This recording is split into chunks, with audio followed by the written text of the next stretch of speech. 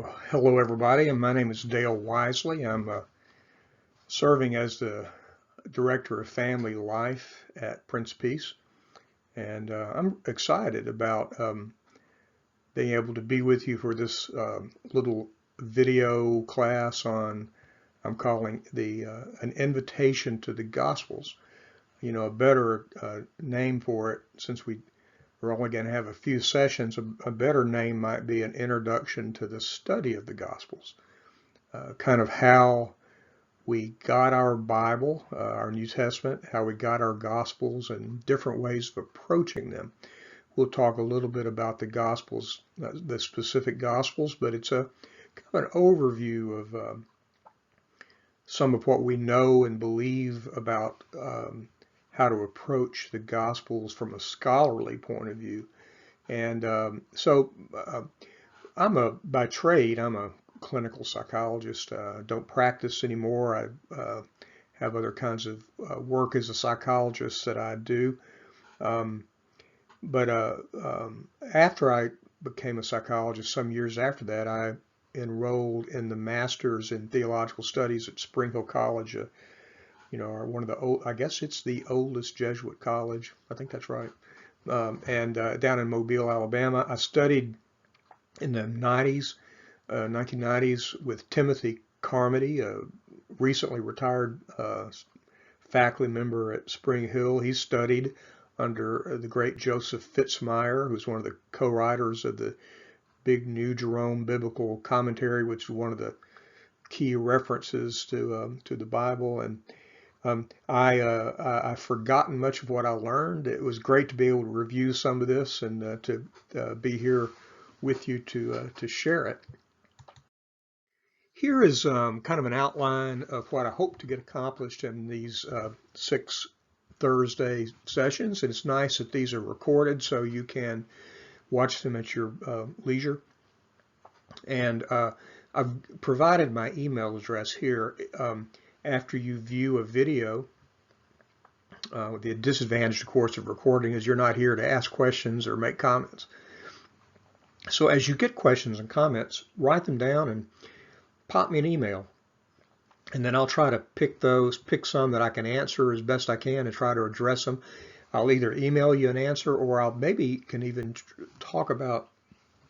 pick a couple of questions and comments and see if I can respond to them in subsequent videos. So today I want to cover a little bit just about the organization of the New Testament, what's in it, how we got the Gospels, the stages of development of the Gospels, a little bit about how we should understand the Christian doctrine of inspiration, the idea that God inspired the Gospels. What does that word inspiration mean? It can mean a variety of things, depending on your perspective.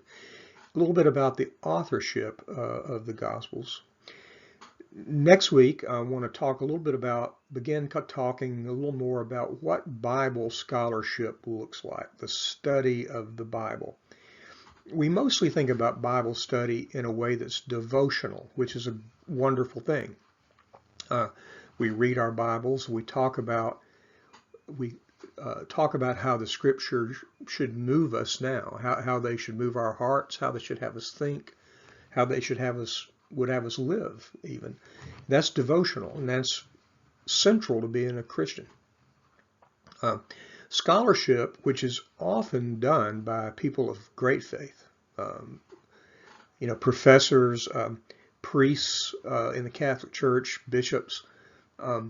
Biblical scholarship is not devotional. It's a different process. It's more of a scholarly, I want to use the word objective, but that's not exactly what I mean.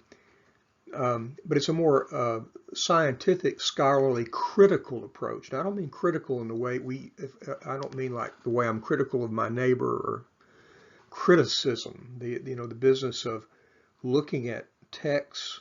We do this with great novels. We do this with poetry, where we look at them and try to get deeper into where they come from, what the meaning is, and so forth. And we'll try to elaborate on that. Pardon me, a little bit about translation. we really have to address this question of the truth of the Bible. Now, Christians believe the Bible's true. And I hate to use such a cliche, but we have to ask ourselves, what does that mean? What does true mean? It's not as simple as we sometimes think. We usually think something's either true or it's not true. It's true or it's made up. It's the truth or it's a lie, and that doesn't apply particularly well in this analysis. So we'll look at that. And then we'll talk about this sort of tension, not a bad thing, but kind of a tension, a connection between looking at the scripture in a literal sense, that what is written is to be understood at least partly in a literal way. This happened. Jesus said that. Jesus did this. And then there's another approach to scripture, which is to try to get behind it and understand how the history and the circumstances of the gospel authors influence what they wrote. So we'll talk, those are processes for a Christian. Those are processes which are in a relationship with each other. It's a kind of a conflict, but we can do both of those things, and we do those things. So more about that later. I'll stop rambling about it here, trying to introduce it. Then we'll spend a session talking a little bit about some of the features of the different Gospels. How does each Gospel tend to portray Jesus? There are differences. The reason we have 4 Gospels is because they do present somewhat different portraits of Jesus. Again, you can reduce that to, oh, well, this one says something about Jesus, and this says something different about Jesus. And sometimes atheists and agnostics look at it and say, how could you believe these 4 Gospels are all true because they have differences in the way they portray Jesus? And I think the word portrait there is really useful. We could take any great historical figure and look at many different artistic portraits, like paintings on the wall, and see that they depict that person in somewhat different ways. And that doesn't mean one of them is the correct portrait and the others are false somehow. Different ways of looking at something or looking at someone. And then I want to get a little bit into, in subsequent sessions, miracle stories, because I think those are rich and also just of great interest to me. I love the miracle stories. I particularly love the healing miracles. And then we'll talk a little bit about parables, which are so central to what we understand about Jesus, as he told these amazing stories, these sort of genius stories that not just taught a point, not just delivered a message, but challenged the listener and now the reader of the Gospels to take that story and try to think through, pray through, meditate on the levels of meaning. They're rich. Jesus doesn't often say to us, by the way, here's what this parable means. He did some of that explaining, but often he leaves it to us for our minds to be kind of set free to think about the meaning of those parables. And then in the last, same is true about the miracles. The miracle stories have a point to them. And the point is never, well, I shouldn't say never. The point is rarely, if ever, just that Jesus healed somebody. There are messages in those healing stories. And in the last session, sorry, I have a little bit of seasonal allergies going on. In the last session, we'll talk about how maybe as people in 2020, how can we approach the Bible? What are different approaches to reading and studying the Bible? How to learn from the Bible? How to pray with the Bible? We'll take a little bit more of a faith approach there at the end, kind of shift back into the meaning of the Bible for us who are trying to be believing Christians. So there you go. That's what I'm hoping to do. And be sure you jot down my email address there in case you have questions or comments. I hope you will.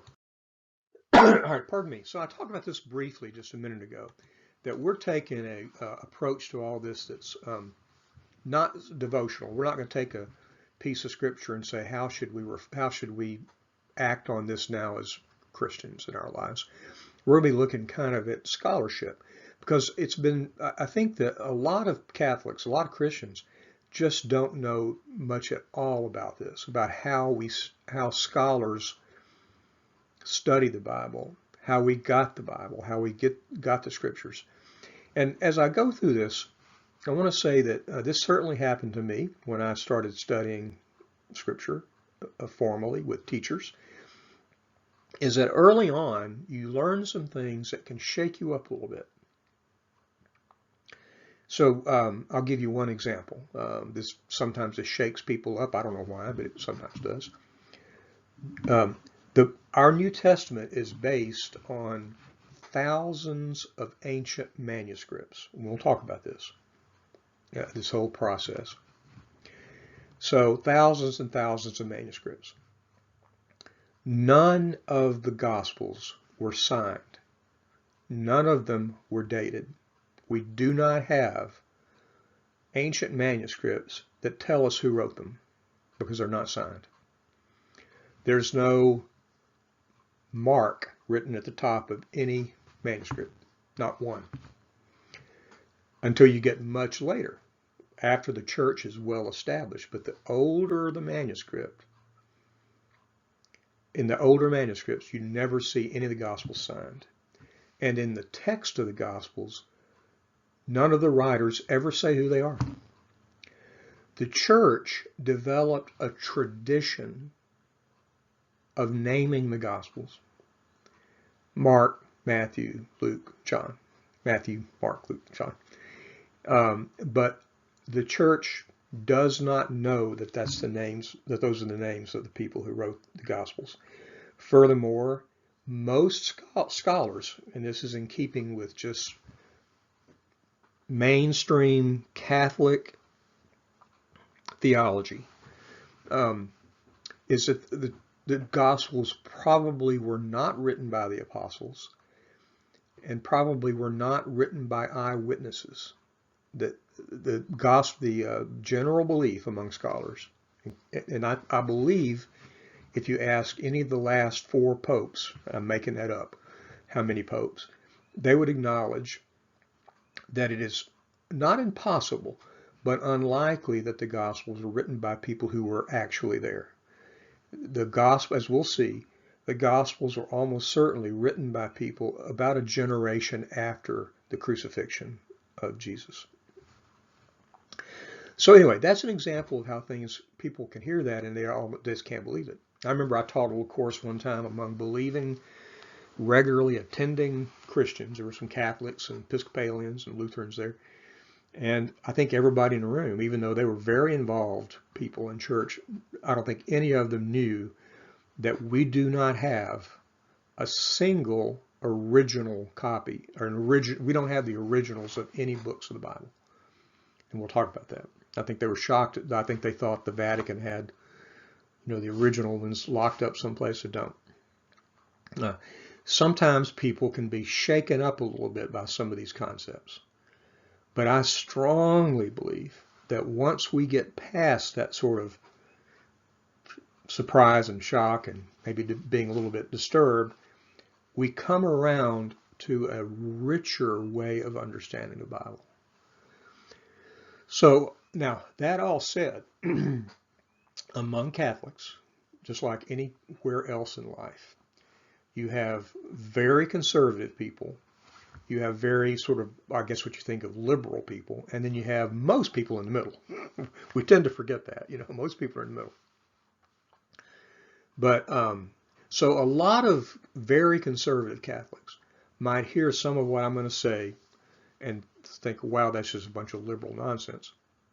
But what I'm saying is that what I'm presenting to you in these classes is mainstream, big center. The extremes are out here oops, I can't get myself framed. Extremes are out here. This is the mainstream centrist Catholic teaching.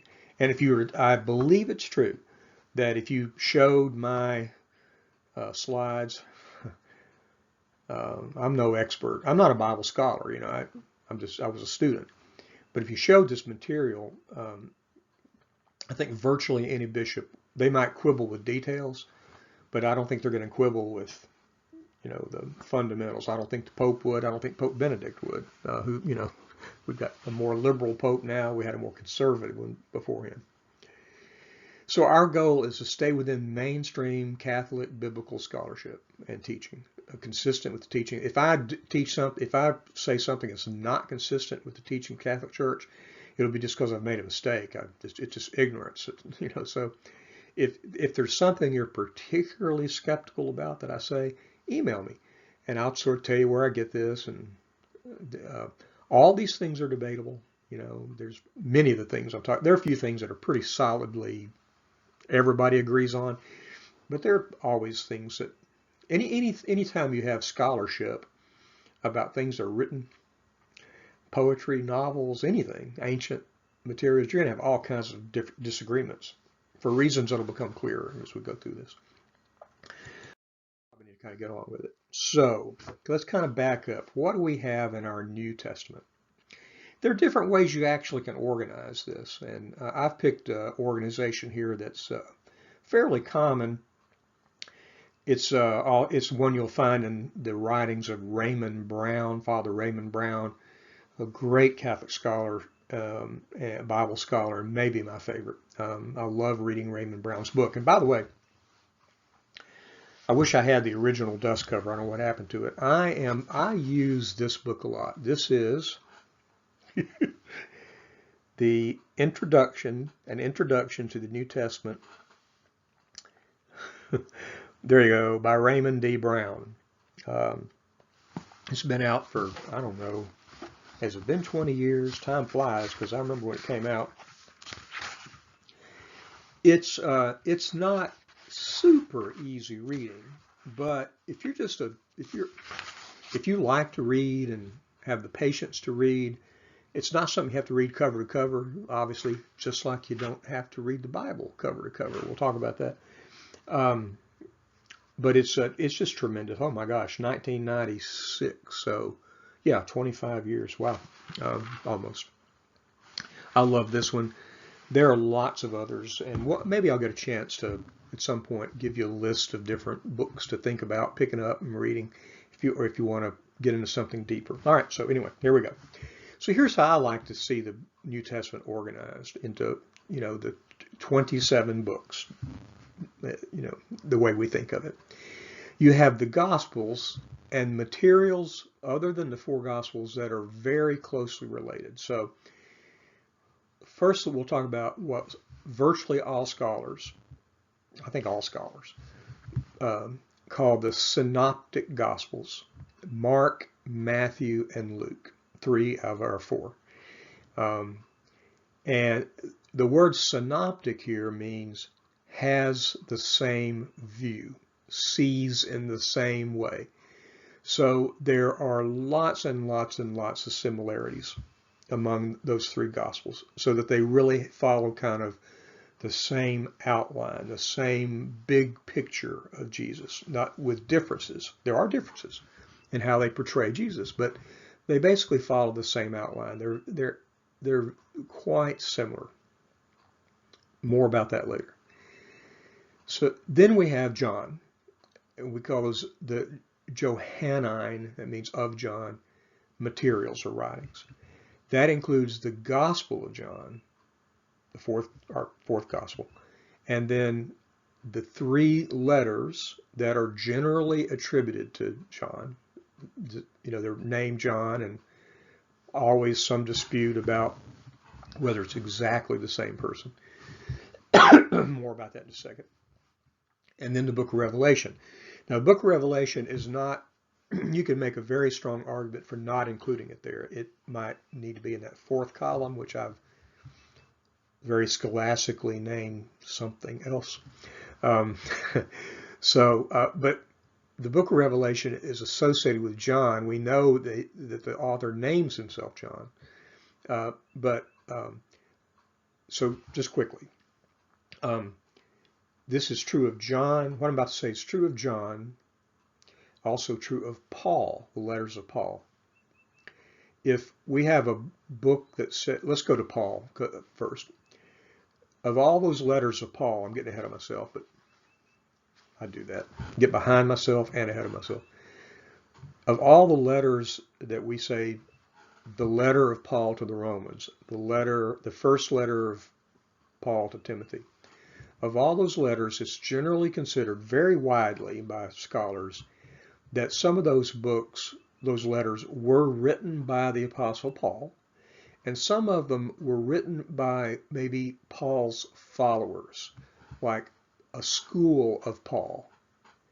And so we call some of the letters, like Romans and Corinthians, virtually everybody believes, I think everybody believes, if they take these things seriously at all, were written by Paul himself. Some of the later letters, like Ephesians, for example, may have been written by the school, a follower of Paul, and given his name at some point. And apparently that was common practice in ancient times, was for students to write things and attribute them to their masters. Masters might not be the right word, their leader, I guess. So that may be true of John in the gospel. Back to the Gospels, is that John, it may be that John wrote the gospel, a John wrote the gospel. It could be that the same John wrote the letters. I think that's the consensus among scholars, that at least the first two and maybe all of them.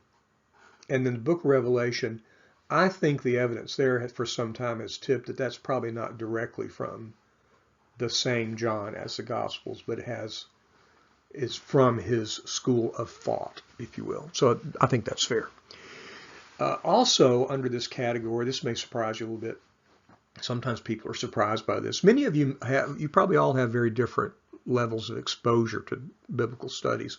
For some of you, this may be completely new stuff, and others out there may have degrees in Bible studies, and you'll be able to really send me emails and tell me where I'm wrong. Acts is part 2 of Luke.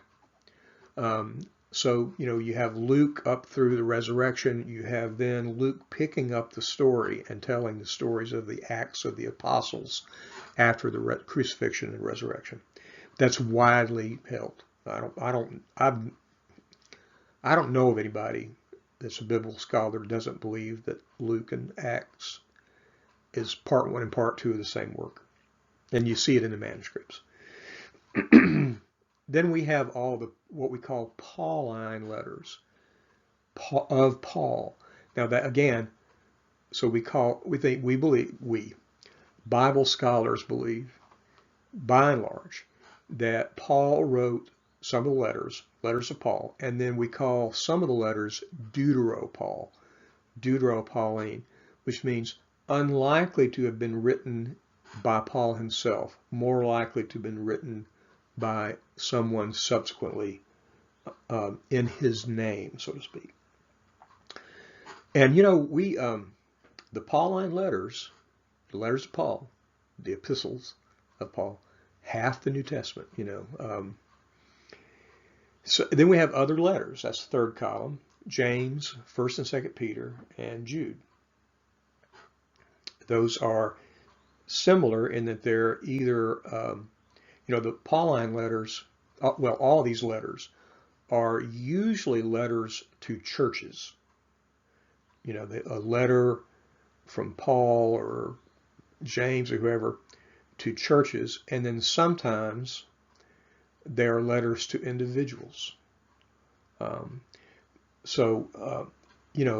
Hard to overestimate the importance of all these letters to the Bible, the New Testament that we have. And then we have to have a something else category. And in that category is Hebrews. And we might add to that, we might pull Revelation out of the gospel materials and put it under Hebrews, because I'm looking at this right now thinking, yeah, I probably should have done that. But Raymond Brown and other scholars like to put Revelation in with John. There's a kind of a joke about Hebrews, but let me that I love, but I have to back it up. Hebrews is generally regarded as not a letter. It's not a gospel. It's not a letter. It's something else. And one good theory is that it's a sermon that somehow got written. That it doesn't read like a letter. There's really no evidence in it of it being intended as a letter. So it might be a sermon, or it might be sort of a religious, what we would now think of as an essay. It is for a long time, churches believed it was written by Paul, and that believed it was a letter. But almost nobody believes that anymore. So the joke is that people used to stand up to do a reading, and they would say, well, one more thing. Nobody really knows why it's called Hebrews, because it doesn't really seem to be addressed to Hebrews. It's just kind of a mystery about it. Anyway, here's this long setup for a joke that's not that funny, but the joke has always been that for a long time people would stand up at the lectern, or at the pulpit, and say, a reading from the letter of Paul to the Hebrews. And the joke is, it's not a letter, it's not from Paul, and it wasn't addressed to the Hebrews.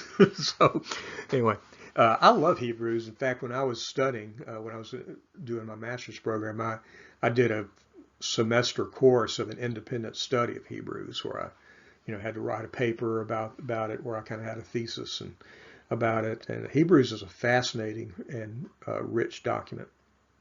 But it's something else. It doesn't belong to any other category. And again, I think Revelation could arguably easily be put in that category of sort of other material. All right, so as we go through these preliminaries, I talked earlier about the synoptic gospels versus John. But this is not a wrestling match. Maybe I shouldn't say versus, but how are they, related to each other?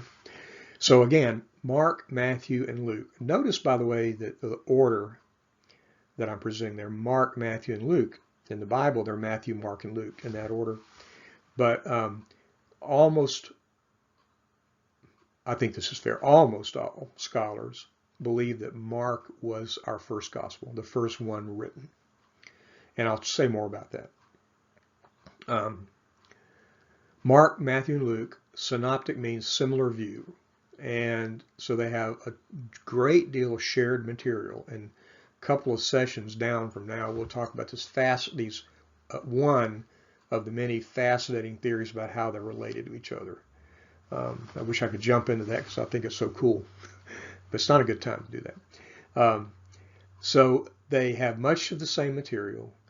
They're ordered and edited and presented somewhat differently. So all the stories, the little sections, those are called pericopes, P-E-R-I-C-O-P-E, pericopes. Like when you're reading your Bible, you're reading, now we have the story of the prodigal son, and then we have this story next. So there are differences in order, difference in timelines of Jesus's ministry, but they tell the same story in, I guess you could say, broad outline.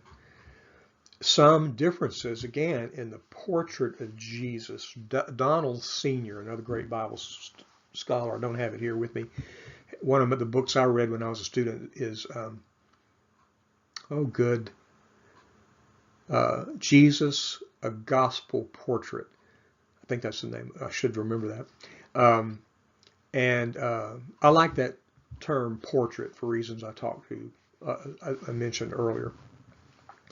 So the same in their essentials for us as people of faith, but some differences in angle, you might say. John is a very different work, a very different way of talking about Jesus. John was probably not written until 40 or to 50 years after the Synoptic Gospels were written. So it's later, a solid generation later. There's much material in John that doesn't appear in any other of the any other Gospels, including some things we just take for granted. We just think about all the time. For example, the raising of Lazarus. What a monumental thing, and it appears only in John. The much beloved story of the woman caught in adultery, let he who is without sin cast the first stone, only appears in John. And here comes something upsetting for some people. That story of the woman caught in adultery does not appear in the earlier manuscripts of John. It appears to have been added later, which is not the same as saying it didn't happen. But it was probably added considerably later to the original text of the Gospel of John. I mean, not in the year 1700 or anything, right? But sometime later. So John is different partly because it was later, and the church had developed its understanding of who Jesus is. So it's much more informed by the growth, the progression of early faith, our greater understanding as the church studies and reflects and prays. We get a better, more advanced understanding of who Jesus is. So you have, for example, so Jesus is a more exalted, if you will, a more godlike figure, presented that way. And one very conspicuous example of that is Jesus talks about himself a lot more, about who he is. I am the true vine. I am the good shepherd. I am the way and the truth and the life. Jesus talks about himself in those kind of terms in a way that you just don't see in the synoptics. So that's one of many examples. So we'll talk about that more. So that's a kind of a basic concept I want us to talk about here. Even though this is not about Revelation, I've mentioned Revelation, I just can't resist talking about this. I'm fascinated by this. And I got to tell a story. When I think this happened to be the very first class I took as a graduate student in theology. And I won't mention the professor's name. He's passed away since, but he's a lovely guy, a funny guy. And somebody brought up the book of Revelation, and he kind of looked over both shoulders like he was afraid somebody might hear him. And he said, the truth about Revelation is that there really ain't nobody that really knows what it's all about. You know? I know that seems a little bit irreverent, but look, let's face it. We know that's true.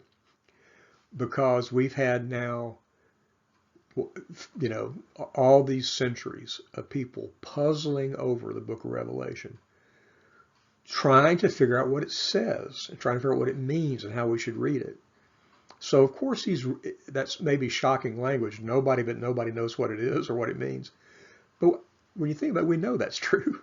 Or there wouldn't be so much disagreement about it, right?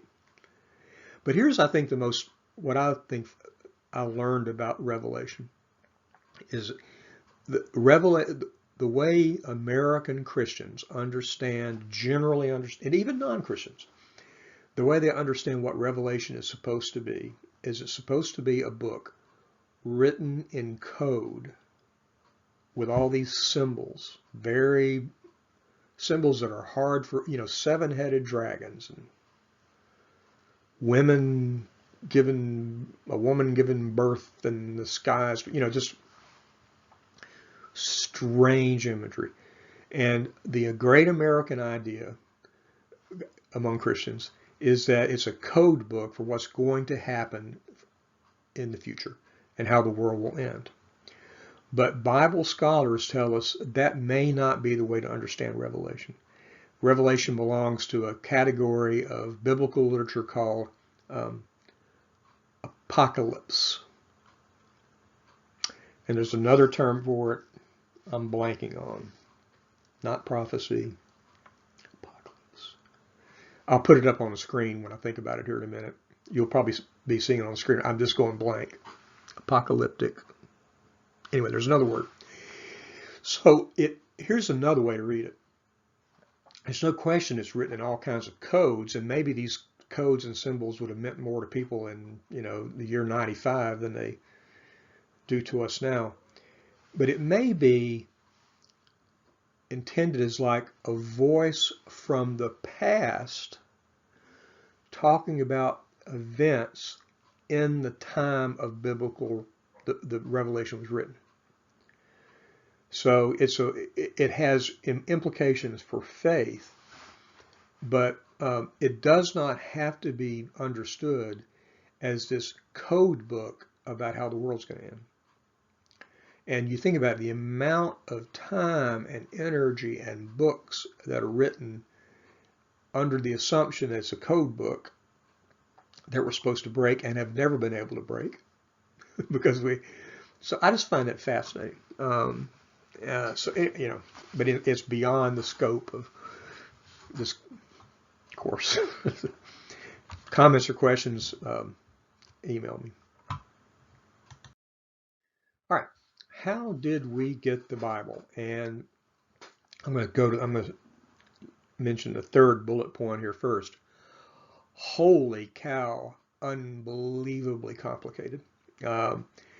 I think, if we're to be honest, there's a part of us, and maybe we all felt this way at one point, that kind of would like to believe that at some point, maybe shortly after the crucifixion or in the resurrection, a bolt of lightning hit a boulder somewhere in the Middle East, and a leather-bound edition of the Bible just appeared there, steaming, And somebody, I know I'm making kind of a parody of this, or that, in a scroll, but boom, we sort of, or more realistically, that, at some point, maybe in terms of the New Testament, just almost immediately after Jesus's time on earth, the apostles got together and pulled all the material together, and boom, there's the New Testament. Far more complicated than that. So complicated that no single scholar can really tell you how it happened. You can just tell it in broad outline. It's one of the great mysteries. How do we get the Bible? Well, there's a history, a timeline. That's one approach. And then there's understanding the process. And this may shock you too. In a way, the process is still unfolding. Not in substantial ways. Obviously, we're not adding any books to the Bible. We're not adding new chapters. But archaeologists every year discover ancient New Testament manuscripts that were, they discovered them, new ones, nobody ever seen before. They're digging them up in Egypt, digging them up in Albania, all kinds of places. It's a fascinating thing. So we've got 5,900 ancient manuscripts of the New Testament. More about that in a minute. So, but because they're still discovering manuscripts, from time to time, committees of scholars, churchmen or Bible scholars, will make minor adjustments in the text of the Greek New Testament, which we'll talk about. I believe that's true. Well, I know it's true because our Greek New Testament, which is, you can buy a bound Greek New Testament. It's in its 28th edition. What does that mean? It doesn't mean a pretty new font or something. It means scholars, and these are not just professors. These are, I'm trying to say, the churches involved in this process make adjustments to the text, and they're fairly minor, but that still happens. So in that sense, still a little bit of a process of our Bible still unfolding. All right. So let's do a little timeline here. Roughly anything like this, any kind of timeline or chronology is always an estimate because to everybody's frustration, the Gospels, for example, not signed and not dated. In fact, I don't think, yeah, that's right. None of the books of the Bible are dated. So their estimates of when they were written have to be derived from context, trying to figure out when we read what this says, does the way this reads suggest that the temple had been destroyed or that this had happened in history or not, So you might think that when we're trying to date New Testament books, including the Gospels, it's plus or minus 5 or 10 years, sometimes even more. But so all these timelines are tentative. So we know the Hebrew, the Old Testament written over the course of, that's another one, hard to really date, but you see different ranges. But maybe let's go with about 1200 BC to maybe the last thing included in the Old Testament is 165 BC. Some of you smart people might email me and say, no, I read it's more like 1400. Maybe, right? Right. Another one that kind of shocks people is there's a lot. I'm thinking now that even among Catholic scholars, the consensus is that Jesus was born a little bit earlier than we have tended to think. He was almost certainly not born on December 25th in the year 0. And generally the estimates are that he was born earlier. Maybe something in the range of like 4 to 6 BC, ironically, before Christ. But what we think of as, traditionally when BC starts, is probably 4 to 6 years before that. And then his crucifixion, also not dated, was probably in this range of the year 30 to the year 33. So when people walk around saying Jesus was born in the year 0 and he died in year 33 and he was 33 years old, we don't know that. We just don't know that. And so Jesus could have been closer to 40 years old. Another interesting thing, if you look at that second line there in the late 20s, early 30s. So Jesus is born 4 to 6 BC. And then in the late 20s or the early 30s, we have Jesus' ministry. And notice it say 1 to 3 years. Most of when we say Jesus' ministry was about 3 years, that is mostly the Gospel of John. Close reading of the synoptic Gospels, Mark, Matthew, and Luke, really suggests a shorter ministry, maybe a year. We don't even know how long Jesus was actively in ministry. 1 to 3 years is the best we can do. So Jesus would have been crucified in somewhere in the range of 30 to 33 AD. Now, another surprise for some people. The letters of Paul we think are written during that date range, about the early 40s, as late as 90. Again, these are Paul and Pauline letters. The Pauline letters, Paul and the followers of Paul, that's the presumption. Widely believed that the first, oldest preserved Christian document is 1 Thessalonians. Now there are people who put their money on Galatians and so forth, but that's a fairly common consensus, is that first letter of Paul to Thessalonians was the earliest book of the Bible that we have now. And that's probably from the 40s. So we get the letters of Paul begin to be written before the Gospels are written. And I think that surprises people, partly because, you pick up your Bible and you just intuitively think that because the Gospels appear first, that they're the written first. Ephesians could be as late as 90.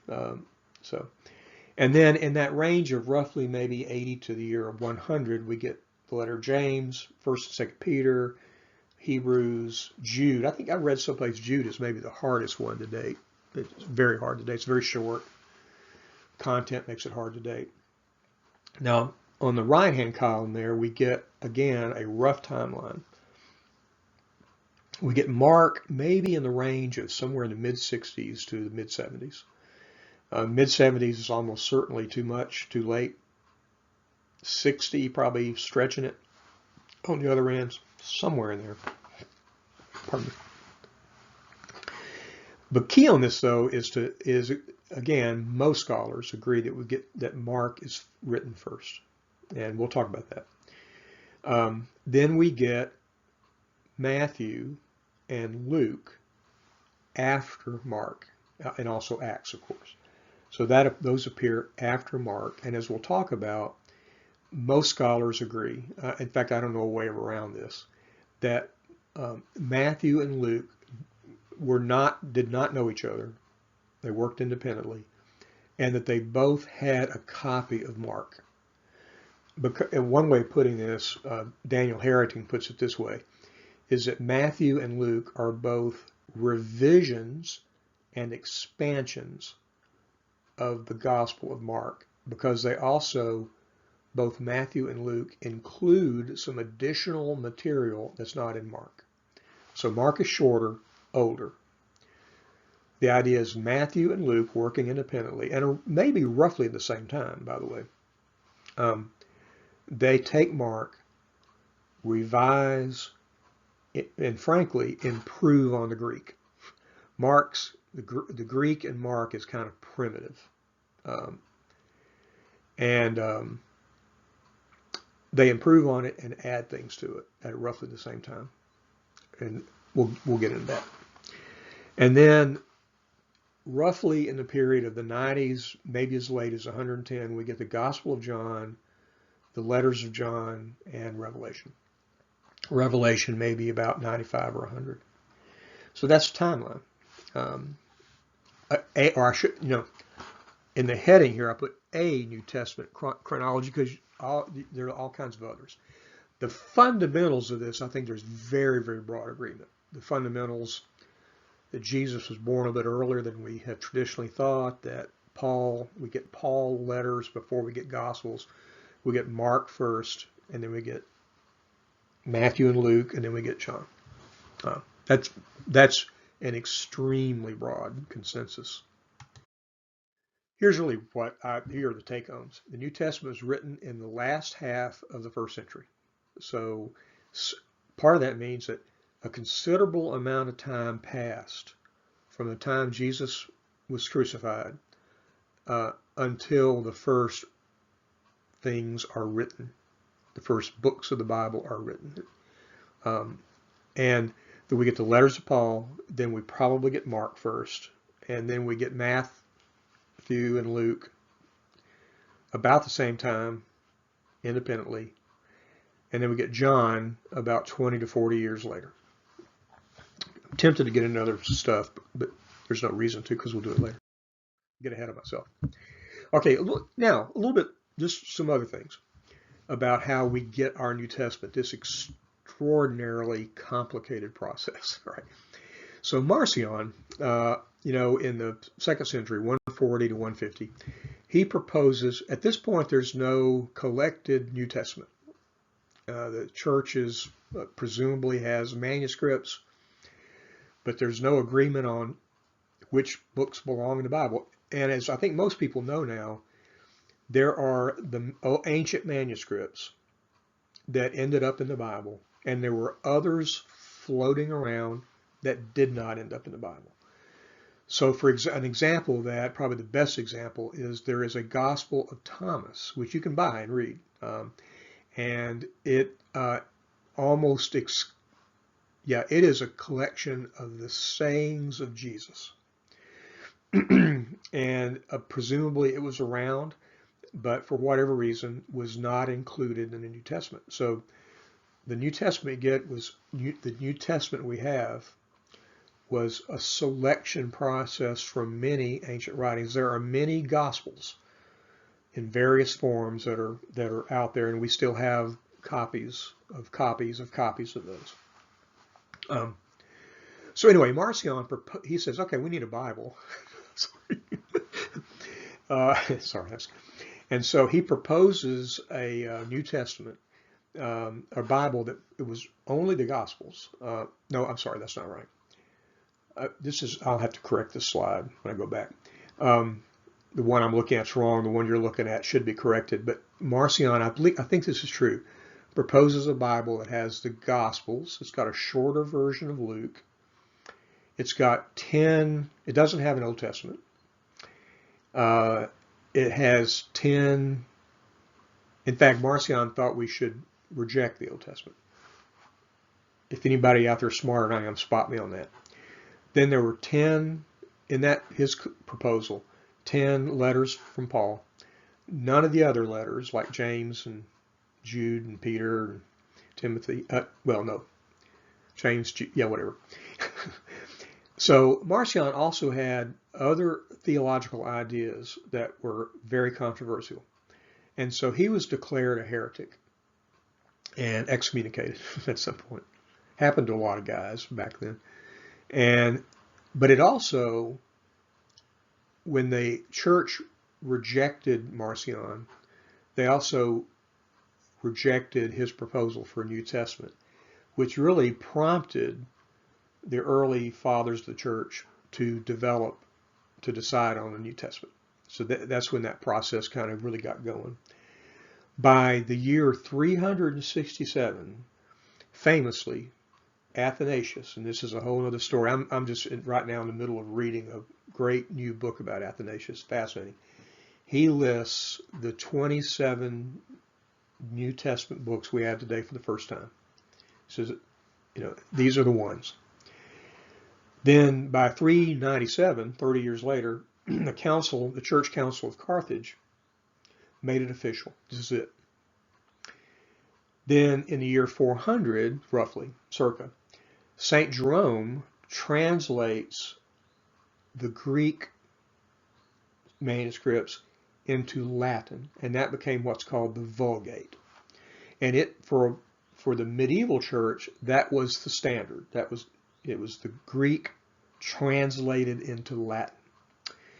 So then, shifting to the next column there, from roughly those dates, 650 to 1400s, we get several English translations, but they're translated from the Latin, from the Vulgate, not from the original Greek. Another kind of interesting historical matter is in 1516, Erasmus has a Greek New Testament, which is now called Textus Receptus. That is the Greek manuscript, the Greek collection, that eventually became the basis for the translation of the King James Version. Interestingly, that Greek manuscript, that Greek New Testament, which became the basis of the King James Version we know today, heavily relied, pardon me, on a 12th, 13th century manuscript, which since has been regarded as an inferior translation, or inferior in manuscript. And that's not an idea that's just been cooked up recently by troublemakers. Pretty early on, centuries ago, people began to see that as a somewhat flawed, manuscript. So that if you want to make your Baptist neighbors mad, just tell them that, King James Version is based on a faulty manuscript. Pardon me. 1546, another church council, Council of Trent, really enforces the present Roman Catholic canon. Do you know the word canon? Canon is like an official list. When we say the canon of the Bible, we mean it's locked down. This is it. It's official. And that lockdown of the Bible, here it is, included the so-called Apocrypha. Scholars usually call it the deuterocanonical books. Has nothing to do with the New Testament. The difference between a typical like Protestant version of the Bible and the Catholic version of the Bible in terms of the books that are in it, not the New Testament. Protestants have the same list of New Testament books as Catholics. Those 7 additional books that are in the Catholic Bible are Old Testament books, sort of historical books. And then in 1870, this is kind of another event, is that everybody's heard about Vatican II. The First Vatican Council, one of the things they did, it was approves a couple things. One is to approve an ending of Mark that we now have in our New Testament that did not appear in the early manuscripts. So therefore was disputed, and among scholars is still disputed. We'll talk about that when we talk about Mark. It's really fascinating. I gave a whole talk one time on the ending of Mark. Pardon me. And then there's also some verses in Luke that had been disputed, and the church said, yeah, they belong in the Bible. So there you go. There's kind of a timeline. Let's see. Oh, gosh, I need to be winding up here in a second. So I will. We're going to finish. This will be 1 hour. So this is widely taught, and also just when you think about it, almost self-evident. There's just not much reason for controversy about this. A way to think about 3 stages of the Gospels that we have today. The first stage was Jesus, the ministry of Jesus. Jesus is on the planet, teaching, telling stories, having things happen to him. So it's the ministry of Jesus, the death and resurrection of Jesus. Now for for Matthew and Luke, we have also stories about how Jesus is born, the so-called infancy narratives. Ever notice that? Mark does not have anything in it about Jesus' birth. John doesn't have anything about it. That's Matthew and Luke only. I know I need to wind up because I'm losing my voice. All right, so stage 1 is the ministry of Jesus. There is no evidence whatsoever that anything was written down during that time.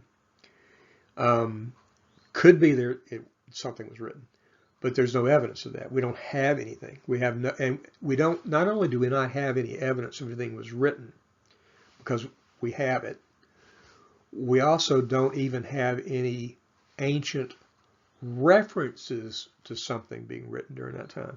You might think that somewhere later we'd find, well, as was written in the year 31, but there's just nothing like that. The second stage is a period of maybe 30 years, maybe plus or minus, of oral tradition, that everything we now have in the Gospels was brought to us through telling and retelling orally and not in writing. So that's just blood in the water for agnostics, atheists, people who are critical of the truth of the Bible. So they'll say, oh, well, you had nothing written. All you had is people telling and retelling the same stories around the campfire. And it's like the telephone game, Somebody tells a story in somebody else's ear, and it ends up being a totally different story. But I think what that criticism misses is that we are not now, in 2020, a culture of oral tradition and storytelling, because we have everything else. We have the written word, we have printed copies, and we have the internet, we have videotape, and we have... So our stories are no longer being passed down from generation to generation orally around the campfire. Because oral storytelling was all ancient people had, right? Then there's reason to think they were better at it than we are, right? That it was a more reliable process than it is now. All that's open to debate, but that's I think it's unfair for someone to say, well, because it was an oral tradition, that means it's just completely unreliable. That's not fair, in my opinion. All right, stage 3 then is the evangelist. That's the term the church uses for the Matthew, Mark, Luke, John, the presumably men who wrote the Gospels. That process of what those men did to compile those documents, their Gospels, is itself a mystery and a fascinating thing. But we think it had to involve a somewhat gradual process of collecting these manuscripts that had started to float around, also to write down what they knew of the oral tradition. And then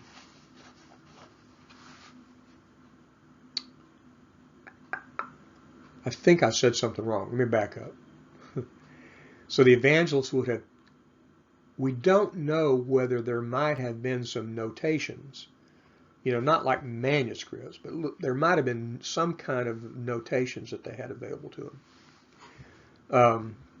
But by and large, they're taking these stories that are in circulation and had been for some time, collecting them, compiling them, ordering them, editing them, and then writing the Gospels. And just a monumental undertaking. It's just a shame we don't know more about it. About what it was like for those guys to get up in the morning and start to start that work. And it's anyway. So anyway, widely believed that these are. Again, how would you really dispute this? The only way you could dispute this is to say, no, I've just got to believe that right after Jesus was crucified, that people sat down and wrote the Bible, wrote the New Testament. That's just not what happened. I don't think anybody believes that. That's tried to look at the evidence at all.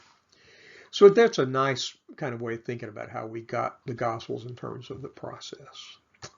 All right, I need to stop here. Thank you very much for your patience. We'll pick up with this material next time. The next video will appear about exactly a week from now if everything goes well.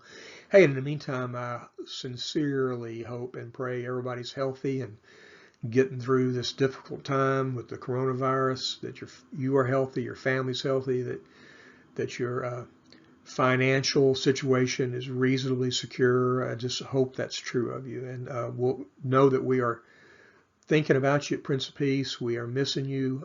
We are missing you. We just miss seeing people around.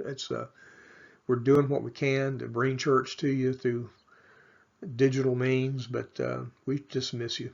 So anyway, next week. Bye now.